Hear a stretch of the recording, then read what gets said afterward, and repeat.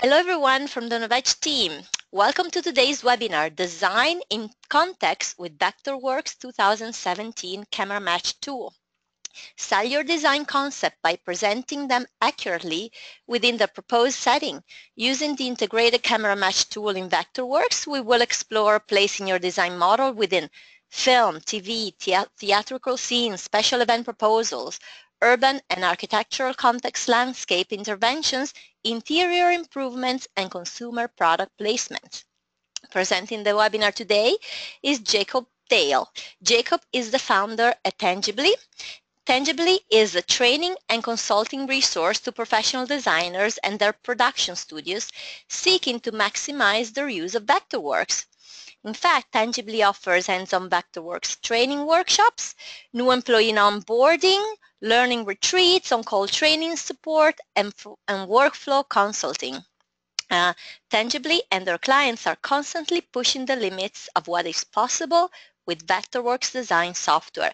So I'm going to urge you to visit tangibly.com as soon as the webinar is over. Check it out.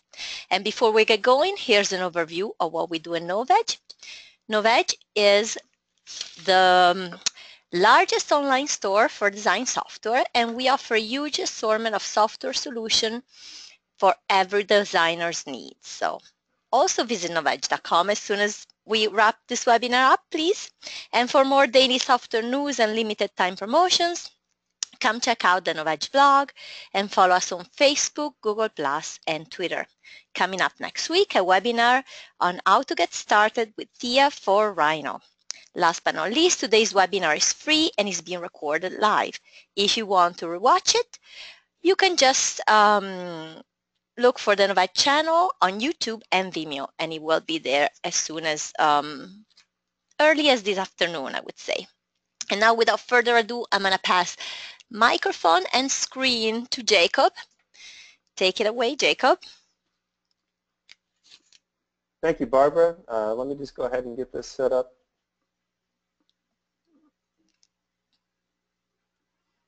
All right. So you should see my screen now. We do. So thank you for that wonderful introduction, Barbara. It's always a pleasure to have the opportunity to share here on the Novage platform with all of your followers and all of the fans of Vectorworks worldwide. So welcome, everybody, and thanks for taking a little time out of your day.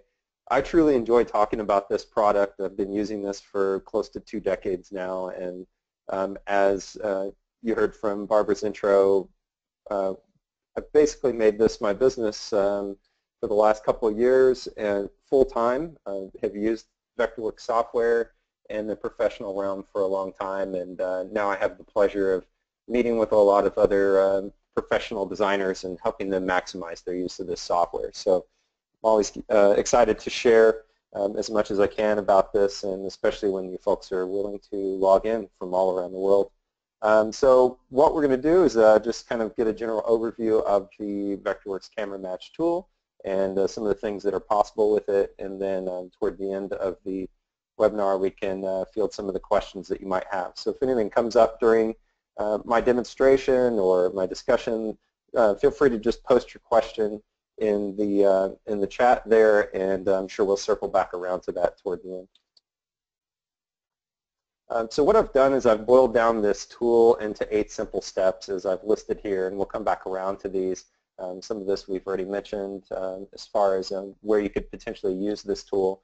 But the biggest value of the Camera Match tool that I've seen and a lot of our clients have seen is that you can present your design concept, whether it be a 3D model or a 2D image, whatever it is that you're drawing in Vectorworks. You can present that within context of the scene or the placement of which you're proposing it for. So if you have, let's say, just a simple photograph of the venue in which you're looking to propose an event, and you're going to bring in lighting and truss and maybe some monitors and the red carpet and the whole nine, all you simply need is a few photographs of that venue, and then using the Camera Match tool you can represent some of these Vectorworks objects in that scene, and we'll see some of those examples. And as we've mentioned, you can apply these same basic principles to almost any industry that Vectorworks is used for. We've listed simply a a simple list of those industries, but I'm surprised every week by hearing from folks that are using this software in many facets of the design industry.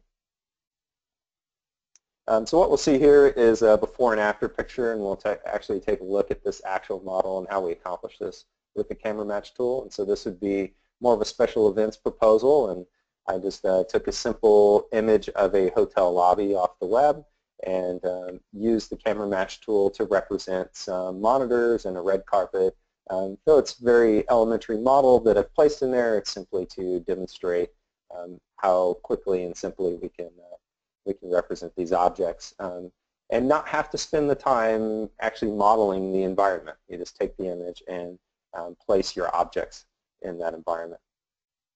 We'll see also here, this is a hotel in Hawaii that I just picked this image from the web and used my imagination a little bit. Thought that, you know, if I were a starchitect, so to speak, and be proposing a new beach hotel there in Maui, or I'm sorry, this is actually Honolulu, what would that look like, and how can we represent that in the least amount of time possible, because we all know that time is precious. So we'll look a little deeper at this particular project as well. And then here's one, you may have seen this animated GIF on Twitter or any of the other social networks to entice you to join our webinar today or whenever you're watching it, because it's always available on novedge.com. So you'll see here before and after of, let's say, a typical corporate campus, and there was a proposal to install a small sculpture in their front yard to add to their identity in this development. So what we used was the camera match tool to take that image of that office and then simply place an object within the environment. So here's my smiling face. This is how excited I get when I get to talk about Vectorworks and work with other designers. And what do we offer to designers? Barbara already mentioned this, but I just wanted to recap real quick. We do hands-on Vectorworks training workshops. So that means that if you have a production team, or even if you personally are looking to boost your skills, then we do hands-on in a classroom setting or a conference room environment and talk about all the details of Vectorworks tools that you really need to apply to your specific production workflow. New employee onboarding, if you are hiring new folks, that you just want to make sure they are up to speed with the rest of your team, or knowledgeable about the production workflow that you're embarking upon. We can help out with that.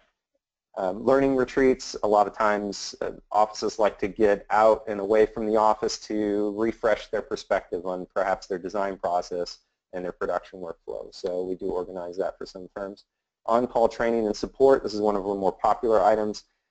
You can book this on our website, tangibly.com. Essentially, if you come to a roadblock in your production process, if you're not wanting to dig through the web to find how to use a particular tool, if you just need immediate support, then you can book our time on demand and we'll help you out with that.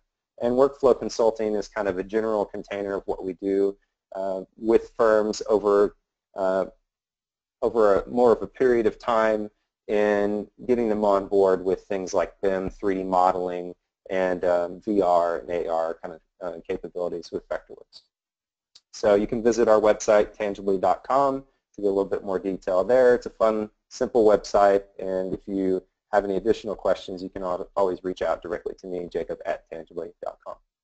So let's get back to these simple steps about the camera match tool. So I broke it down into 8 simple steps. Yes, I know that this is I'd say, a relatively complicated tool to get a grasp of when you get started, and there are obviously more details and more facets to this tool that we can dig even deeper than today's call. But what I wanted to do is really just set the groundwork for setting up a camera match object and a reference in one of your Vectorworks designs, so that you have a good understanding of just how to get it working in the first place. This was a bit of a challenge for me even when I started using this tool a couple years ago. It was just things didn't seem to appear when they were supposed to, so we're going to work out on some of those details. First of all, I guess the more obvious step is that you actually have to place a camera match reference within your design layer. And we'll talk about what that looks like. But if you are looking for the camera match tool, it's very simply placed in the View toolbar, and you go down to camera match. Now this is native now in Vectorworks 2017. Previously this was a plug-in piece of software that you could purchase and install. So if you are working with Vectorworks prior to 2017, that plug-in is still available, but you do have to pay extra for that. So luckily, if you are on board with 2017, this is something that is native in your software. So what I'm going to do is swipe over to Vectorworks, and we're going to just start off with something very simple. Here is the this here is the hotel setting that I had placed a Vectorworks camera match object in, and we have a few of these projects up top. What I'm going to do is just create a new project, and I'm going to take a risk of this being a live demonstration. There's almost always something that goes wrong in a live demonstration, but I'll take my risk. I just want to show you that I'm not hiding anything in the background. This really can be as simple as I'm presenting it. So I'm not going to be my resource manager, so I'll close that and get it out of the way. And what I need to do is navigate to a basic design layer. And there's actually nothing in this design layer except for our page boundary. And so what we want to do is first we should create an object just as a placeholder simply so that we can refer to it if we want to place it in our environment. And so let's give this a substantial scale here. I'm just going to say it's a 5-foot by 8-foot rectangle through the object info palette. And I think yeah, there we go. I haven't set my scale on this particular design layer, so pardon me for just a second while I edit that. Now this isn't essential for this is not essential for your camera match tool to work properly. It's just a good rule of thumb as you're working through Vectorworks. And likely if you already have a project that you've started, then this won't be an issue. You already have everything set up. So in your existing project, I'm just going to rotate into a 3D view here, and all I have is a rectangle. But if I simply extrude this rectangle, we get a nice 3D volume. Not too exciting at this point, and I understand that. We'll get into more detail. But what I want to just show you is how simple you can place a reference object here in your 3D space. So looking back in top plan, we see our cube of sorts, and I want to go to View and Camera Match, and we're going to place a reference. So this is going to refer to the exact point where the camera match will be aligned to. So it comes up with the default name for your reference object, and that is simply CM reference point. You can use this default name if you want to, and you just say OK and accept it. What I sometimes do would just give it a -1, because in some projects I'll actually use multiple camera match references and different images. So you may want to take several photos from different angles of your project, or at least the environment that it's going to be placed in, and then you can actually use camera match references for each one of those different angles and represent your project. So I'm going to give that a -1 so the next time I create another camera match object, it'll append to that. So I'm just going to say OK. So once I've said OK to that, then it's actually giving me the vector script here on the left is allowing me to have a shortcut, so to speak, of what to do next. Well, what we see with my cursor as I move it around is the axis. We see the X and the Y axis here. And as I hover over an object, if I have my snapping turned on, I actually snap to the corner of that object. Well, the first click, as it says here in the vector script, is the insertion point, and the second click will be the rotation angle. Obviously, you can set this rotation angle to whatever you desire. What I prefer to do usually is to keep it in line with an object, especially if it's rectilinear. So I'm just going to snap to this other point. And what we've done is we've placed our camera match reference object. And we'll see the X and the Y coordinates there. And as I rotate, we see in 3D that it is highlighted. It's not as visual as it is in the 2D top plan view, but we see there the X, Y, and the Z coordinates. you do have here in the object info palette on the right-hand side of your screen, you have the ability to toggle on and off this 3D axis. Now, you may want to keep this on during your design phase, but when you come to represent this object in one of your viewports, you might want to remember to come back to the design layer and click on this little button to turn off that show 3D axis. Well, that camera match reference is still there, and we can select that little point. Doesn't seem to be, yep. So it's still selected given that it's visible in the object info palette, but it's just simply a locus. So you're not going to have a lot of visual reference to where that's located. So just keep that in mind to turn off and on your 3D axes. So before I get too much into the fine details of this, what we're going to do is switch back over here to the slideshow. So what I've showed you here thus far is that you can very simply place a reference object within your model. So let's move on to step 2. The next thing we want to do is create a camera match object, and this object, something to keep in mind is this object needs to be placed within a viewport. So if viewports are relatively new to your workflow, then I suggest studying up a little bit on that. Viewports are definitely going to revolutionize the way that you use Vectorworks, so I can't recommend those enough. And those are essential to making the camera match tool work properly. So what we want to do is create a viewport. Even though I already have a sheet here, I don't have any viewports set up in my document that I just created for you. So go back to the design layer, and it doesn't really matter what view we're going to create this viewport with because it's simply a placeholder for our camera match object. So very quickly, I'm just going to go to View and then Create Viewport. And then I'm going to place that viewport on my existing sheet. I'm not going to be too concerned about any of these other settings for now because we can always change these in the object info palette. So I'm going to zoom out a little bit. It's taken me to my sheet here, and we see that there's a simple view. And if I update this, it is set to OpenGL as a default. And if I hit update, then we have that very basic object placed in space. So what we want to do is actually create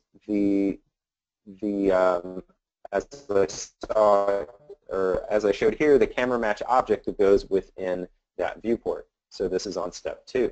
So what we have is a viewport, and as you may know, if you work with viewports, if you double-click on that viewport, then you have the ability to edit that viewport on several different levels. So one of those being the annotations level. You also have the ability to edit the crop, or edit the design layer, or edit the camera itself.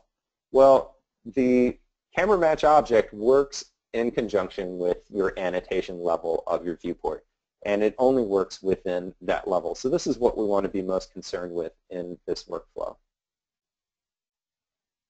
So now that I've entered my viewport annotation, we'll see very clearly that we have this orange border or canary yellow border around, and it says exit viewport annotation. So that's our clue to know that we're actually within the viewport annotation editing feature, and we'll see our object here with a 3D axis being represented, but what we don't see is any reference to our image or our camera match object, and that's because we need to insert one.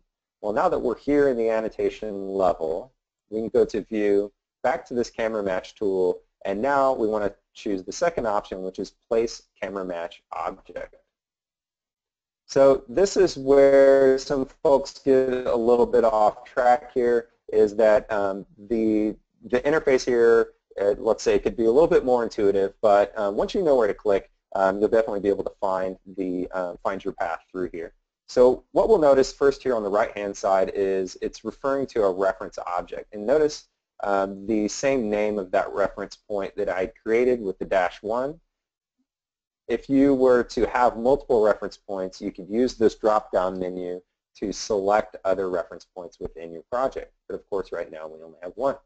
Another thing is here on the left-hand side, you have the ability to select between multiple images. So if you already have images in your document, you can click here on this little drop-down that basically goes into your resource manager and checks for any of the images you might have in your document. But what we want to do, since we don't have an image in our document, is we can import a new image directly from this button here. Now I have here in the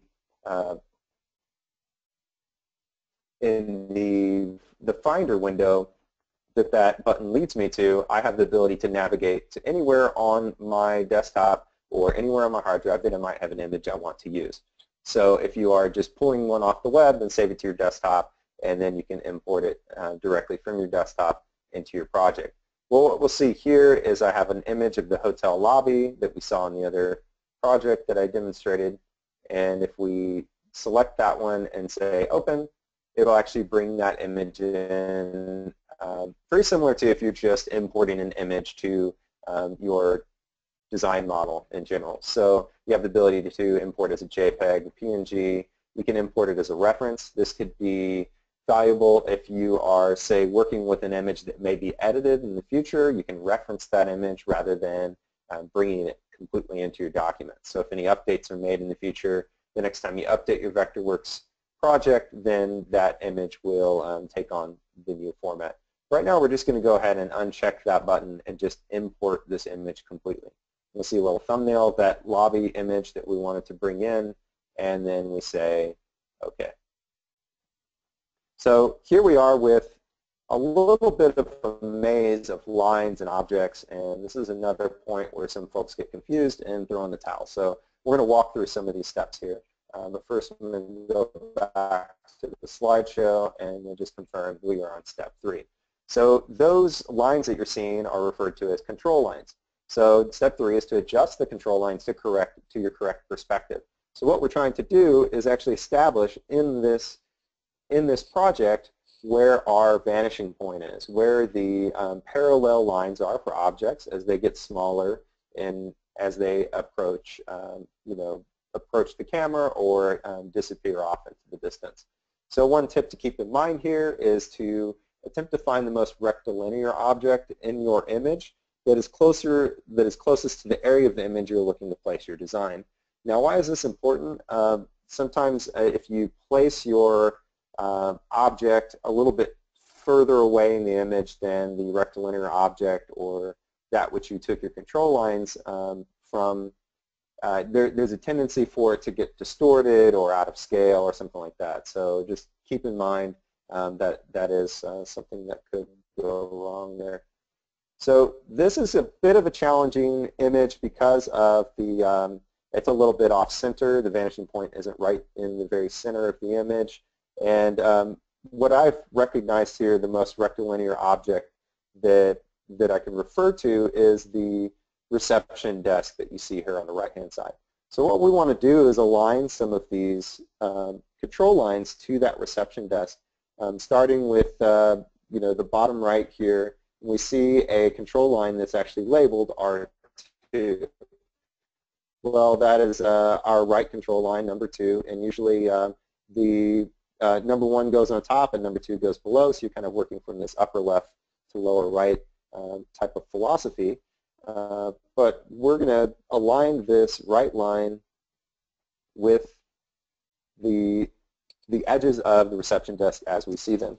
Now, one thing to keep in mind when you are doing this is your Vectorworks is going to be snapping to a lot of other objects in the background if you have more geometry in your design. And one way to prevent that is using the accent key that's just above your tab key or below your escape key on your keyboard. If you hold down tab, you have the ability to move these control points without snapping to any particular objects that might be in the background.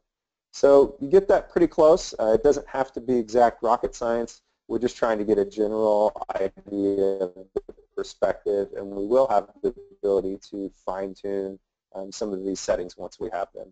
So I went up to the top of the image here and I grabbed this control line or the control point for R1 control line, and so I'm going to place that one. And there's a little bit of panning around and getting these points all in the right place. But it really doesn't take too long because you have 2 right lines and you have 2 left lines, and then you have a couple of vertical lines that will establish the vanishing point for this particular image. So now we're on to the left control line. I'll zoom in here. Sorry for the quick zoom in and out. So what I'm trying to do is align with an obvious edge. So I see this shadow line. You can match to the shadow line, no problem, as long as it looks like it's a linear edge. And then one more time, we're going to do the L1 on top. And there we go. So we've got our left and our right oriented, and don't pay too much attention to this, this particular red and green planes right now. What that is the preview object. So you'll see here in the object info palette under the camera match object, we have a preview object selection. If I uncheck that, that actually will hide that particular preview object.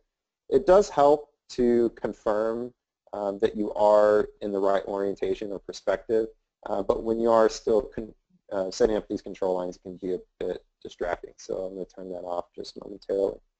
So I have two more control lines still set in place, and one of those is V2 here, so let's go ahead and zoom in close, and I'll hold down the tilde or accent key there so that we're not snapping to those other control lines.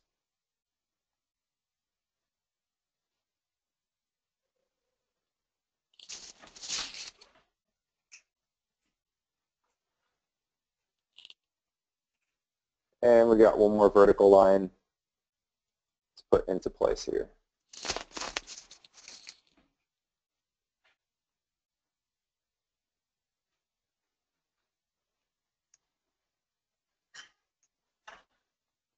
Okay, so we have all our lines in place, and it looks like a bit of a mess here with these, all of these bubbles and lines and everything. One thing that you can do while this is selected is change your text size. So right now it's at 36. I can bring that text size down a little bit, and that does reduce the bubbles, so it reduces the clutter a little bit. And then I'm going to turn on our preview object, and we'll see that the preview object is still out here in space and doesn't really refer so well to the perspective, and I'll explain why that is. So we've got our control lines in place. Let me swipe back over to our step-by-step process. So out of 8 steps, we're on number 3. And if I go to number 4, we've placed our control lines in step number 3. And now number 4, we want to scale the camera match object. So what we want to do is actually set a measured length for one of these particular control lines. Now, keep in mind the measured line can be changed to any of the right, left, or vertical control lines before you set your measured length. So I'll demonstrate what that means. So what we have here between left, right, and vertical, if we go to our object info palette for the camera match object, you'll see here in the object info palette you have the ability to select the measured line. So this is the reference object. So if you have an object in your image that you know is a particular height, so let's estimate that this counter height is 42 inches, for example, well then you can set your measured line to one of those vertical lines. So let's say that V1 is going to be our measured line, and then I want that particular measured line to be 42 inches. So I just type in there 42 inches and hit tab, and not 42 feet as what appeared there, so make sure you get your inches and feet right. So approximately 3'6" is that object, and you'll see here that it actually gives you a dimension as a reference so that you can confirm. And then we have our object theoretically scaled within this environment and with this vanishing point. The reason why I say theoretically is because a lot of this is about adjusting things to look correct, and sometimes there isn't really an exact science to this. We're just trying to get it to look presentable. So we set our measured length, and in step 5 we actually have to position our reference object 3D axes. So the reference object is really the only control point in the space within your view that's not on an axis line. And what we can see here is the reference object point. I clicked on that and I'm moving it here a little bit closer to our camera, and we see that that is actually bringing our preview object with it. So this is our reference point, and if we turn off and on our preview object, we see that we still have the point to place in space. So we can move this around in our space, and this is directly tied to the 3D axes that we put in our design layer that references to our design object. So whatever object you want to place in the space refers to that 3D axis, and then this particular point ties to that 3D axis. So we use that point right there to place our object within this image. So now in step 6, sometimes we forget to press particular buttons and we don't get the results that we expect. And this is an important one to remember. It's very important that you click the Set View to Match button in your Object Info palette. After you've adjusted your control lines, you've adjusted your scale, or image, or any other settings that you've changed with the Camera Match object, you're going to need to come back to this in the Object Info palette. So we're going to see here in Vectorworks, we're going to scroll down in the Object Info palette, and while we're still in the annotation space, as we notice here with Exit Viewport Annotation, cluing us in, we are there in annotation space, and we just want to click on this particular button here that says Set View to Match. And what we'll see now is that the representation of our object in wireframe has been placed within this image. Now, what if we actually want to see it in OpenGL to get a little bit better sense of its association in our space? Well, we can do that when we exit the viewport annotation. Now, this wireframe gives you the ability to see the context of your design. So you can change this to hidden line or dashed hidden line if you'd like, but what we're going to do is exit the viewport annotation. And what we have is a pretty typical viewport. And we have these control lines. Don't worry so much about those because they'll actually go away once we update our viewport. So let's just make sure we're on track here. We're on step 6. We're getting pretty close to the final reveal. Something that you may want to do is actually fine-tune your particular view. We'll get back to that in just in a second. I want to just go ahead and demonstrate a little bit out of order, but I'm just going to go ahead and click this update button here on the Object Info palette. We need to update our viewport, and when we click update, we see this small object here that we've created in our design layer. It's now being represented within this image in theoretically the same perspective and scale as the other objects within the image. Now we have the same control over this viewport as we would any other viewport. We can change that render quality to all these different options if we want. In fact, we can even change that to a sketch if we'd like to have a sketch in our viewport. So if you're going for more of a conceptual idea or just trying to get consensus, then you can always back up the render quality there. But you can change your render setting and click update on this viewport like any other viewport. You will notice if we zoom in a little bit closer, we do have a 3D axis that's appearing there on that object, and in order to get rid of that, we basically just go back to the design layer, as I had mentioned before, and turn off this particular 3D axis reference. So fine-tuning the view. Let's say that you updated your view, and this particular object doesn't really look like it's in the correct perspective, or maybe you just need to adjust a little bit.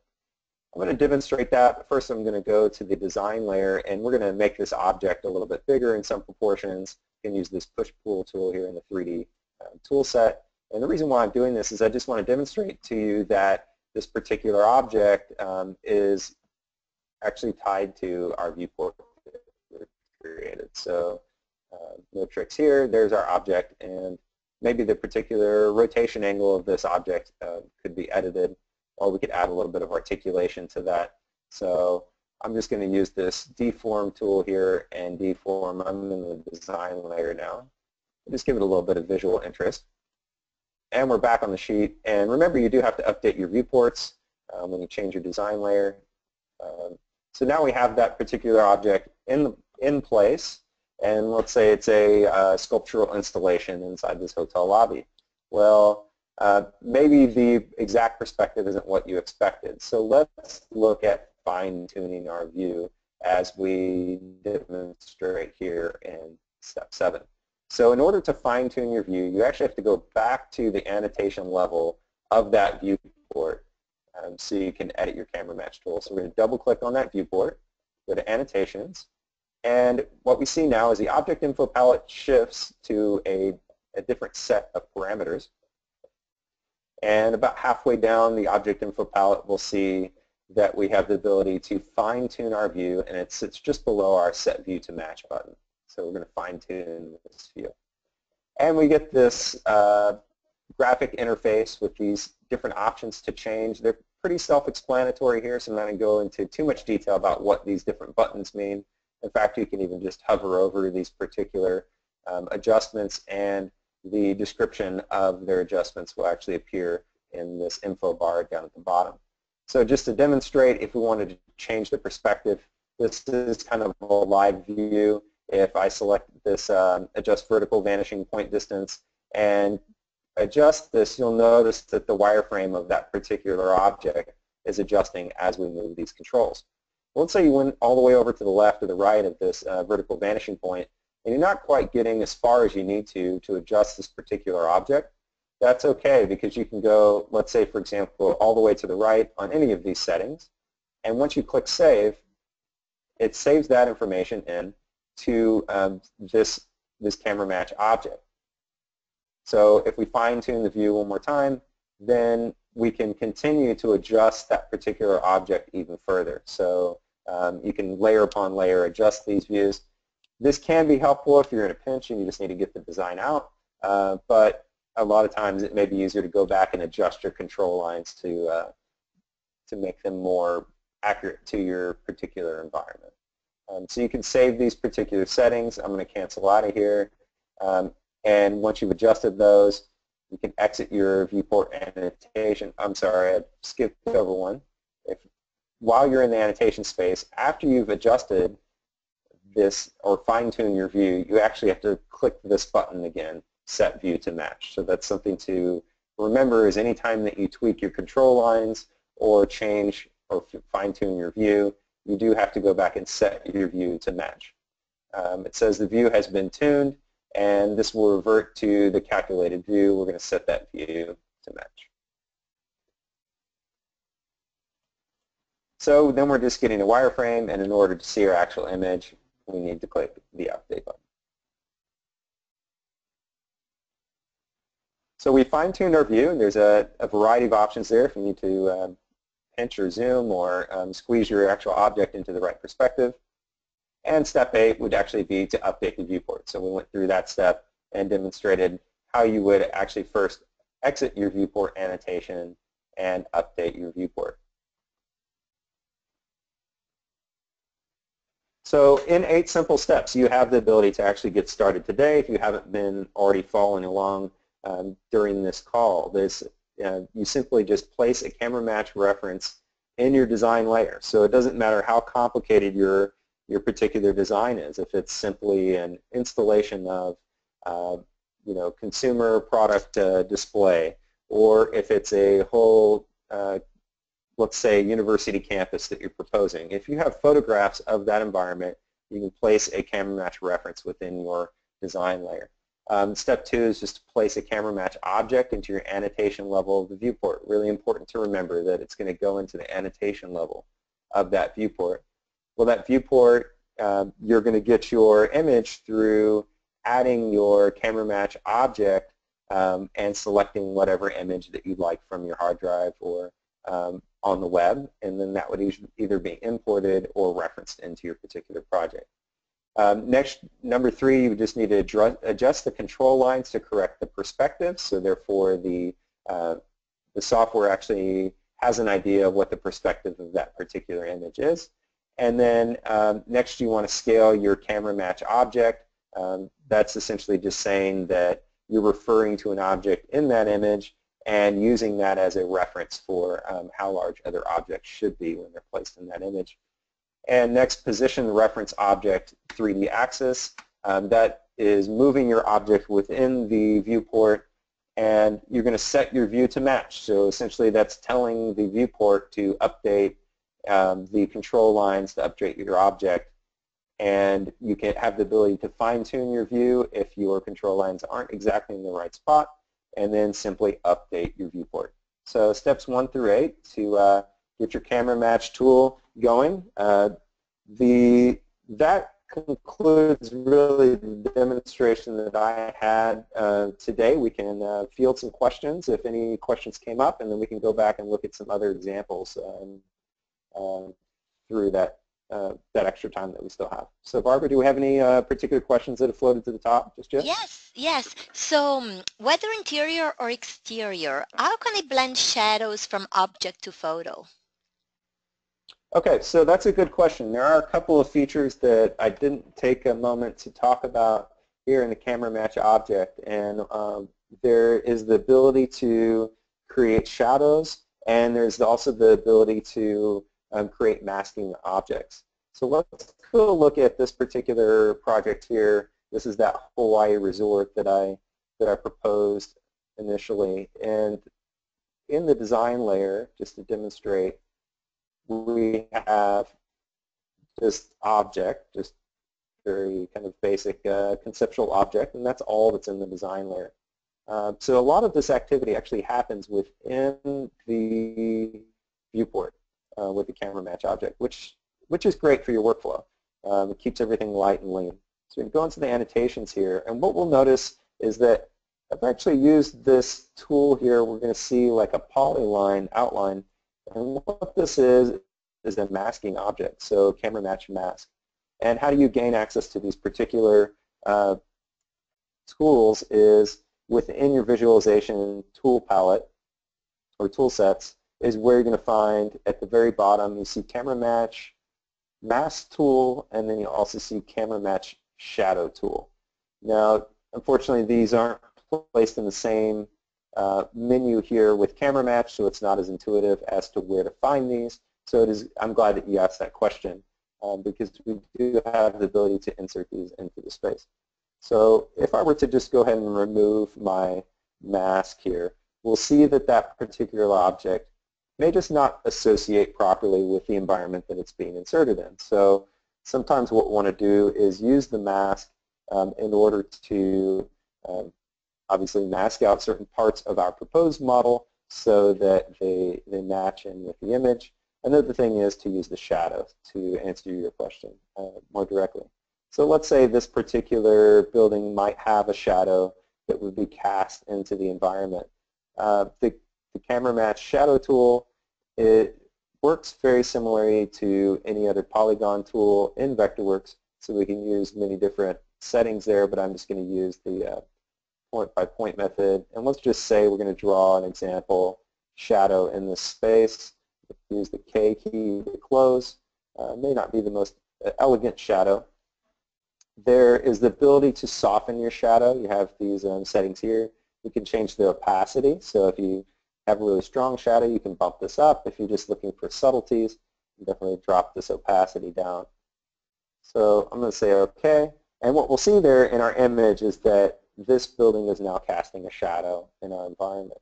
So if I exit that viewport annotation, we do see that there's a bit of a, well, it's quite dark for this particular image, but it doesn't even require me to re-render this image in order to show our shadow.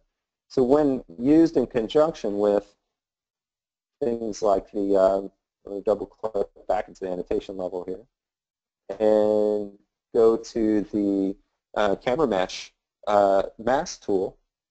Now I saved my polyline, or I cut my polyline. I'm going to see if I have the ability to insert it. Let's see, I'll just paste it in place. So very similar to pasting the shadow, I had the ability to draw a masking with that polyline as well. So if you just click on camera match mask tool, I was going to delete the one I placed in there just to show you how to insert that. Very much like the shadow tool, but remember in this circumstance, if you want to be able to see through your design, you can hold down the B key. It's a nice X-ray tool, quite useful tool. I use it every day in Vectorworks, and definitely recommend trying it out in all kinds of different scenarios with Vectorworks. Being able to see through objects is quite a powerful tool. So we're using that to mask. Now, one thing to keep in mind is the use of the mask and the shadow.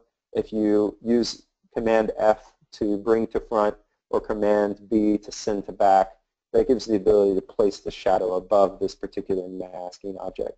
So when we exit that viewport annotation, we have the ability to see or not see the masking object, obviously, but we also have the ability to see that shadow that we placed. And obviously, if you spend a little bit more time drawing that polyline, this would be a little bit more of an elegant shadow in your environment. So I know this is a bit of a long-winded answer to your short question, but I just wanted to be really thorough with this because I'm glad you asked. If you want to soften the edges, we can boost up the softness on the edge. You can see that it tends to blur that edge there. And then if you want to change the opacity, let's drop that opacity down to 20%. Then it makes it much more subtle. If we exit, then we're getting a little bit closer to a realistic presentation. So great question. Yeah, thanks for bringing that up. Yeah, that was anything else, Barbara? Yeah, no, that was the only question, and this was the most helpful tip. Yeah. I'm glad to hear it.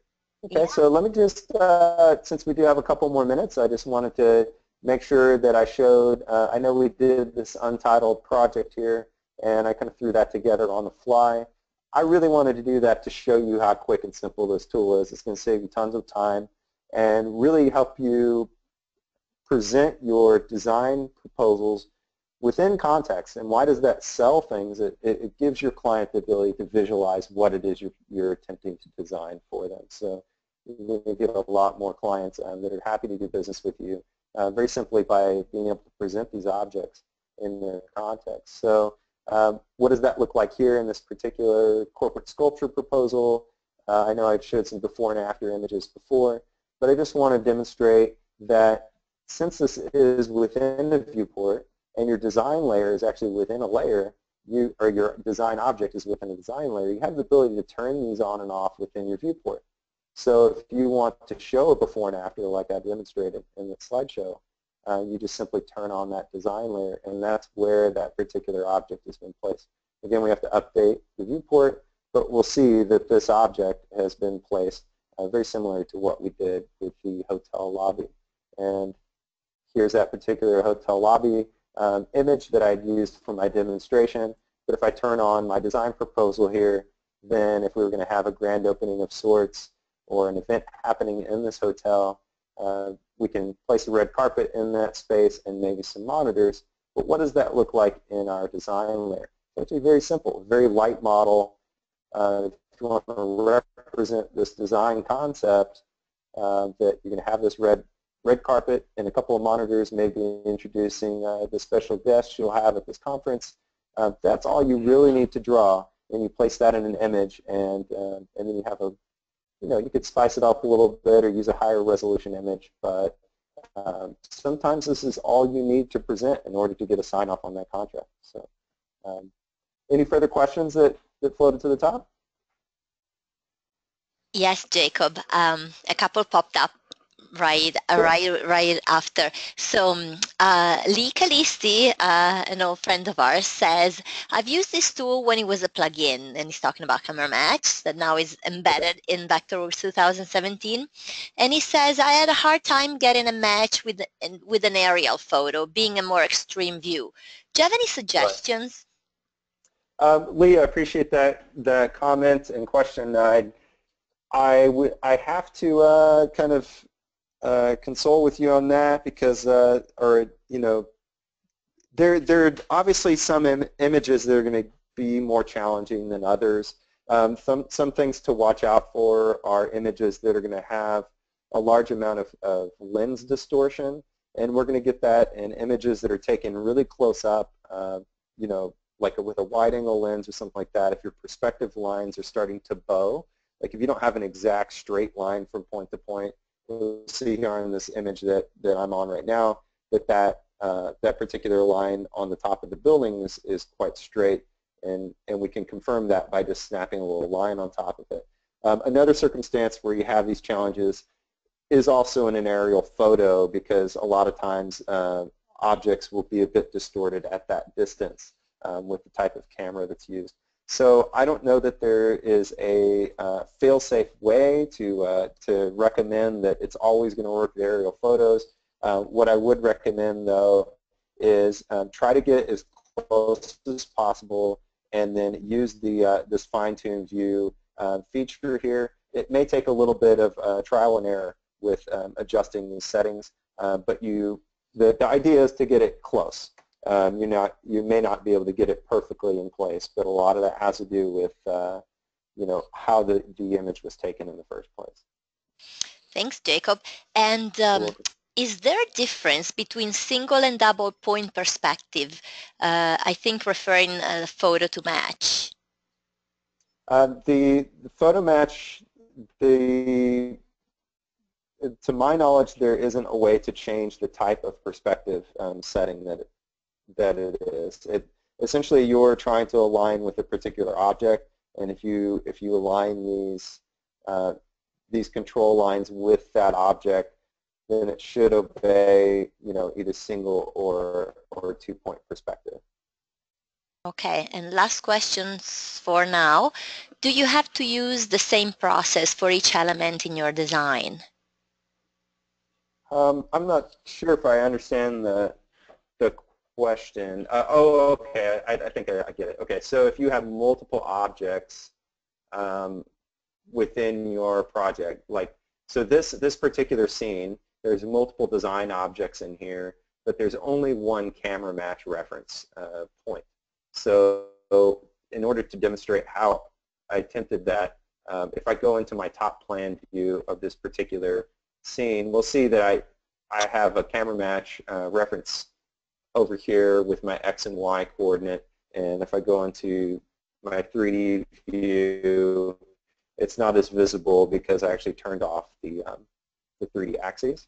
So let me just go back to top plan, and select that object, and I'm going to turn back on. Okay, well, it should have been shown.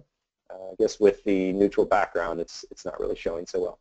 But to demonstrate, there's only one camera match object placed in this space, and I can put as many different objects in this space as I desire. So if I were to, let's say, duplicate this screen and, for example, place a second screen in the environment, or even duplicate this particular screen in that environment, then I go back to the image and I simply re-render that or update it, and it places those new objects in the space. So I would say that you would have one reference per image or per view, not necessarily a reference point per object.